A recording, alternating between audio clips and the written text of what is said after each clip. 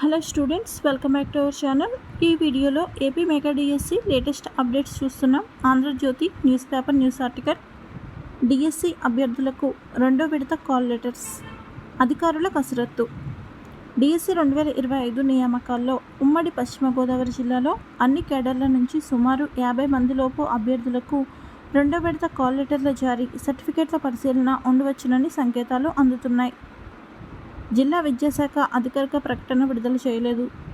మొదటి విడత కాల్ లెటర్లు జారీ అయిన అభ్యర్థులకు సర్టిఫికేట్ల పరిశీలన పూర్తి కాగా, గైర్హాజరైన అభ్యర్థులు ఒకటి కంటే ఎక్కువ పోస్టులకు దరఖాస్తు చేసుకుని కాల్ లెటర్లు అందుకున్న వారి అర్హతలకు తగిన పోస్టులు మినహాయించి మిగతా ఉద్యోగాలకు ఆయా పోస్టులకు తగిన విద్యార్హతలు లేని వారి స్థానంలో తదుపరి మెరిట్ అభ్యర్థులతో పాటు వివిధ రిజర్వేషన్ కేటగిరీల నుంచి అర్హులను చేర్చి రెండో విడత కాల్ లెటర్లు జారీ చేపట్టనున్నట్లు విద్యాశాఖ తెలిపింది.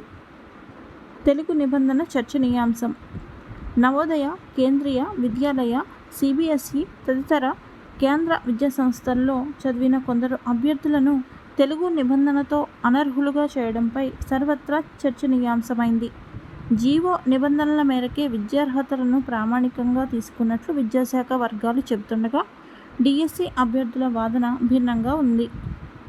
కేంద్ర విద్యాసంస్థల్లో 10వ తరగతిలో ప్రథమ భాష లేదా ఇంటర్మీడియట్లో ద్వితీయ భాషగా తెలుగు లేదా డిగ్రీలో కోర్ సబ్జెక్టుల్లో తెలుగు ఒకటిగా ఉంటేనే డిఎస్సి, ఎస్జిటి, స్కూల్ అసిస్టెంట్ తదితర పోస్టులకు అర్హులవుతారని విద్యాశాఖ వివరణ ఇవ్వడంపై విమర్శలు వస్తున్నాయి. వాస్తవానికి విద్యా కోర్సుల్లో తెలుగు ఒక సబ్జెక్టుగా ఉంటే సరిపోతుందని అభ్యర్థులు చెబుతున్నారు. కేంద్ర విద్యాసంస్థల్లో 10th చదివిన విద్యార్థులకు ఫస్ట్ లాంగ్వేజ్ తెలుగు ఉంటేనే డిఎడ్, బిఎడ్ ప్రవేశాలు కల్పిస్తామని అప్పట్లోనే విద్యాశాఖ షరతు పెట్టి ఉంటే తమకు డిగ్రీ ప్రవేశ పరీక్షలు, ఉపాధ్యాయ విద్యా శిక్షణ కోర్సు పూర్తి చేయడానికి వెచ్చించిన 6 ఏళ్ల సమయం కోల్పోయేవారం కాదని అభ్యర్థులు ఆందోళన వ్యక్తం చేస్తున్నారు.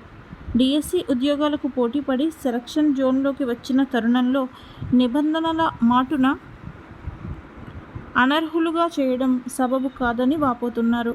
ప్రభుత్వ పెద్దల వద్దకు వెళ్లడం లేదా కోర్టు, మానవ హక్కుల సంఘాన్ని ఆశ్రయించునన్నట్టు ప్రచారం జరుగుతుంది. సెలక్షన్ జోన్లోకి వచ్చిన అభ్యర్థులకు సెప్టెంబర్ 5లోగా నియామక పత్రాలను జారీ చేసి తర్వాత పోస్టింగులకు కౌన్సిలింగ్ నిర్వహిస్తామని విద్యాశాఖ తెలిపింది.